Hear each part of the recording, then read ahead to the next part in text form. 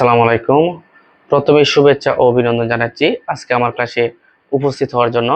আজকে তোমাদের সামনে আরেকটি দ্বান্দ্বিক বিষয় নিয়ে কথা বলবো। আজকে আমরা কথা বলবো গুণবাচক বিশেষ্য এবং গুণবাচক বিশেষণ নিয়ে। কারণ গুণবাচক বিশেষ্য এবং গুণবাচক বিশেষণ থেকে কিন্তু আমরা অনেক সময় প্যাচ লাগাইয়া দিই যে কোনো একটা পদ থাকার পরে ওইটাকে আসলে গুণবাচক বিশেষ্য হবে নাকি গুণবাচক বিশেষণ হবে, এই জিনিসটা কিন্তু অনেক সময় আমরা বুঝে উঠতে পারি না। আমি আশা করব আজকের ক্লাসটি করার পরে তোমাদের গুণবাচক বিশেষ এবং গুণবাচক বিশেষণ পদ নিয়ে আর কোনো সমস্যা থাকবে না। তুমি দেখা মাত্রই বলে দিতে পারবে কোনটি গুণবাচক বিশেষ এবং কোনটি গুণবাচক বিশেষণ পদ। আমরা প্রথমে একদম বেসিক থেকে যদি বলি, গুণবাচক বিশেষ এবং গুণবাচক বিশেষণ কাকে বলে। আমরা কিন্তু জানি বিশেষ্য পদ 6 প্রকার। এই 6 প্রকার থেকে গুণবাচক বিশেষ্য পদ একটি প্রকার এবং বিশেষণ পদ টোটাল নবম দশম শ্রেণীর বইয়ে দেওয়া আছে 11 প্রকার। ওই জায়গা থেকে গুণবাচক বিশেষণ পদ একটি প্রকার। তাহলে প্রথমে আমরা বলে নিচ্ছি বিশেষণ পদ এবং বিশেষ্য কাকে বলে। আমরা কিন্তু জানি এই বিশেষ্য বলতে আমরা কি বুঝি, নাম বুঝি। তাহলে পৃথিবীর মধ্যে যে কোনো নামকে আমরা কি বলি, বিশেষ্য পদ। এবং যদি কোনো গুণের নাম বোঝায় ওইটাকে বলবো আমরা গুণবাচক বিশেষ্য পদ। এবং বিশেষণ বলতে আমরা কি বুঝি, বিশেষণ বলতে আমরা যদি অন্য কোনো পদকে মডিফাই করে বা বিশেষায়িত করে বা নতুন করে পরিচয় দেয় ওইটাকে আমরা কি বলি, বিশেষণ বলি। আমরা কিন্তু জানি বাংলাতে যেটা আমরা বিশেষণ পদ পড়ি, ইংরেজিতে আমরা অ্যাডজেক্টিভ পড়ি, এবং বাংলাতে যেটা আমরা বিশেষ্য পদ পড়ি, ইংরেজিতে আমরা নাউন পড়ি। এখন গুণবাচক বিশেষ্য এবং গুণবাচক বিশেষণ পদ কিভাবে চিনবা? প্রথমে আমরা গুণবাচক বিশেষ্য পদটি দেখে নেই। গুণবাচক বিশেষ্য অন্য কোনো বিশেষের পূর্বে বসবে না, এবং গুণবাচক বিশেষণ হলো গুণবাচক বিশেষণ অন্য কোনো বিশেষের পূর্বে বসবে। তাহলে যে পদটি নিয়ে আসলে তোমার কনফিউশন, ওইটাকে আসলে গুণবাচক বিশেষ্য হবে নাকি গুণবাচক বিশেষণ হবে, ওই পদটি অন্য কোনো বিশেষের পূর্বে বসাইবা। যদি বসে ওইটাকে বলবো আমরা গুণবাচক বিশেষণ পদ, আর যদি না বসে গুণবাচক বিশেষ্য পদ। এই জটিল বিষয়টা ভালো করে বোঝার জন্য আমি তোমাদের সামনে কয়েকটি উদাহরণ দিচ্ছি। যেমন আমি বললাম এই জায়গায় আমি সৌন্দর্য বললাম এবং এই জায়গায় আমি সুন্দরী বললাম।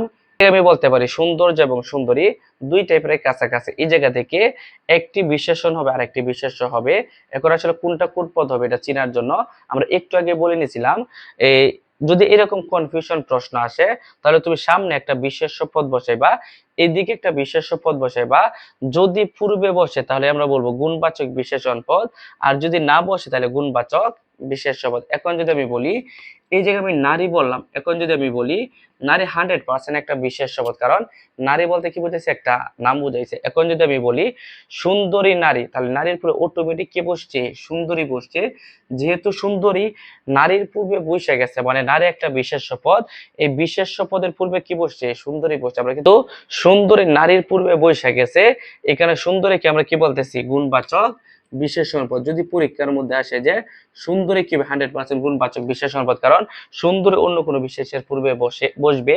এবং এখন যদি আমি বলি সৌন্দর্য নারী, এটা কোনো সময় হয়, এটা কোনো সময় হয় না। তাহলে নারীর পূর্বে কোনো সময় সৌন্দর্য বসছে না। এখানে সৌন্দর্যকে আমরা গুণবাচক বিশেষণ পদ বলতে পারবো না, এই সৌন্দর্যকে বলবো আমরা গুণবাচক বিশেষ্য পদ। আমরা আরো কয়েকটা উদাহরণ দিচ্ছি। এই জায়গায় আমি সততা বললাম, নিচে আমি সত্যবাদী বললাম। এই দুইটা এই দুইটা পদ প্রায় কাছাকাছি। আসলে কোনটা কোন পদ হবে সেম আগের মতোই। আমরা কি করব, সামনে একটা বিশেষ্য পদ বসাবো, এটার পূর্বে যেটা বসবে এটা গুণবাচক বিশেষণ পদ, আর যদি এটার পূর্বে না বসে তাহলে গুণবাচক বিশেষ্য পদ।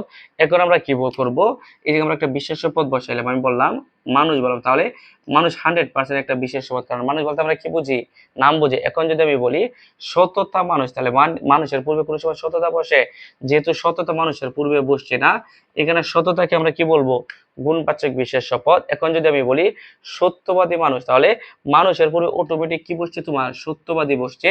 যেহেতু মানুষের পূর্বে সত্যবাদী বসছে, এখানে সত্যবাদীকে আমরা কি বলতেছি, গুণবাচক বিশেষণ পদ। তাহলে এই জায়গায় আমি সত্যবাদী বললাম এবং উপরে আমি সততা বললাম।